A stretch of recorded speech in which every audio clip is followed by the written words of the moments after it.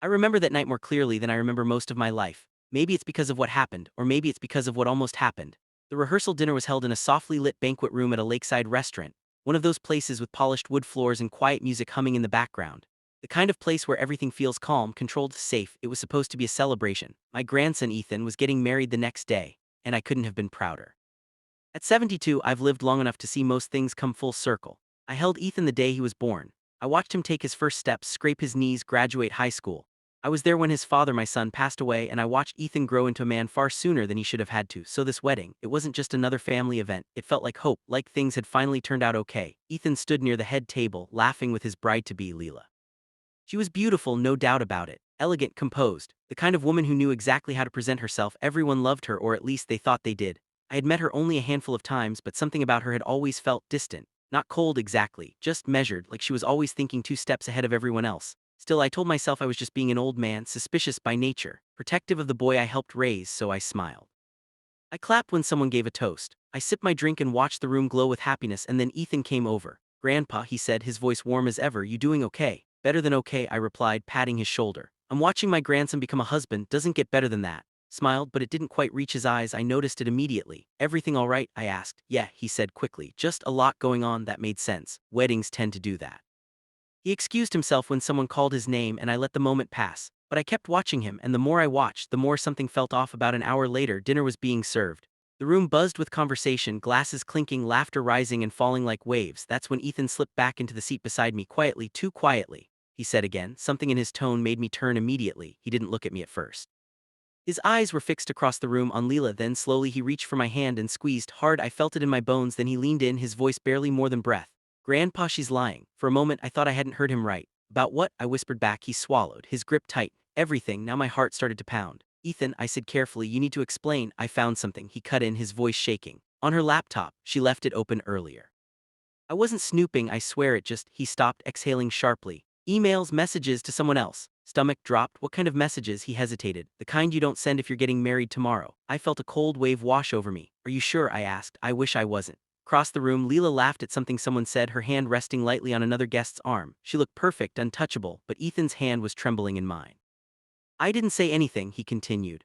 "I didn't know what to do. I thought maybe I misunderstood, but then she stepped outside earlier. I followed her. And I heard her," he said. "On the phone, she said, 'Just one more day, then it's done.'" Silence fell between us. The noise of the room faded into a distant hum. "Done," I repeated. He nodded. "She said she'd handle the rest after the wedding, that she just needed everything to go through first." A chill crawled up my spine.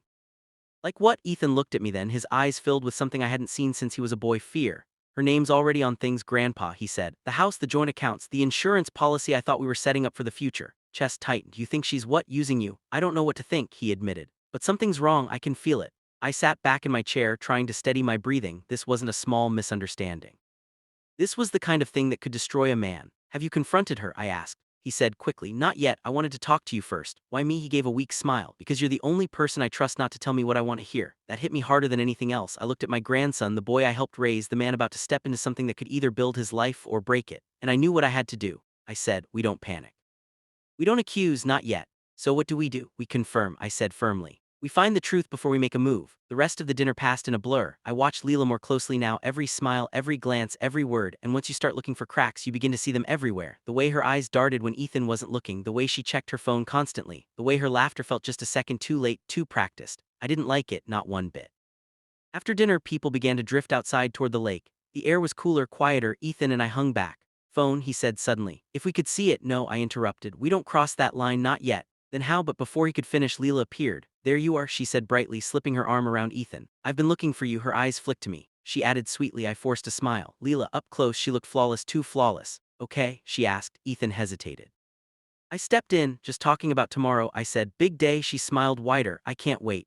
Something in her eyes, something didn't match the words. "Actually," I said, thinking quickly, Ethan was just about to help me with something inside. "Old man needs a hand." Caught on immediately. "Yeah," he said. "Won't be long." Leela's grip tightened slightly. "Take long?" he repeated. She studied him for a moment, then she smiled again. "Okay," she said. "Don't be too long." Soon as we were out of earshot, Ethan exhaled sharply. "What now?" I looked back toward the lake where Leela stood alone for a moment before pulling out her phone. "Now," I said quietly, "we watch." Stayed inside near the window, just out of sight. Leela paced near the water, her phone pressed to her ear. We couldn't hear everything, but we heard enough. "Tomorrow," she said. Pause. "Yes, everything's set." Pause. "No, he has no idea." Ethan's hand clenched into a fist. I placed a hand on his shoulder, steadying him, then came the words that changed everything. Once it's signed, we're covered. Went pale, that's it. He whispered, that's all I needed to hear. I nodded slowly. Me too. Turned toward the door. Ethan, I warned. I am thinking, he said, his voice firm now. For the first time all night, I'm thinking clearly. Stepped outside together. Leela turned as we approached, her expression shifting instantly back to warmth. There you, who is he? Ethan asked, the smile froze on her face. What, the one you're talking to, he said, the one who knows I have no idea. For a moment she said nothing. Then she laughed softly. Ethan, I don't know what you think you heard. Don't, he said sharply, just don't. The air grew heavy. Guests nearby began to notice. I stepped forward slightly. Leela, I said calmly, this is your chance to be honest. Her eyes flicked between us. For the first time all evening she looked uncertain, and then just like that the mask slipped, her shoulders dropped, her expression hardened, and the sweetness in her voice vanished. You weren't supposed to hear that, she said quietly. Ethan's breath caught. It's true, she hesitated, then shrugged. It's not what you think. That's funny, he said bitterly, because it's exactly what I think. Stretched between them, then she sighed. She said, things are complicated. No, Ethan cut in. They're actually very simple. Took a step back. The wedding's off. Gasps rippled through the nearby guests. Leela's eyes widened. You're being ridiculous, she snapped. Do you have any idea how much is already? I don't care, he said. And for the first time all night, I saw my grandson stand completely on his own. Leela stared at him for a long moment, then she scoffed. Fine, she said coldly, your loss. Just like that she turned and walked away. The night fell silent around us. Ethan stood there, breathing heavily. I placed a hand on his shoulder. You did the right thing, I said. He nodded slowly, then looked at me. Thank you, Grandpa. I squeezed his shoulder. Always. Wedding never happened. There were questions, rumors, awkward conversations, but none of that mattered, because my grandson didn't lose everything that night. He saved himself. And sometimes that's the bravest thing a man can do.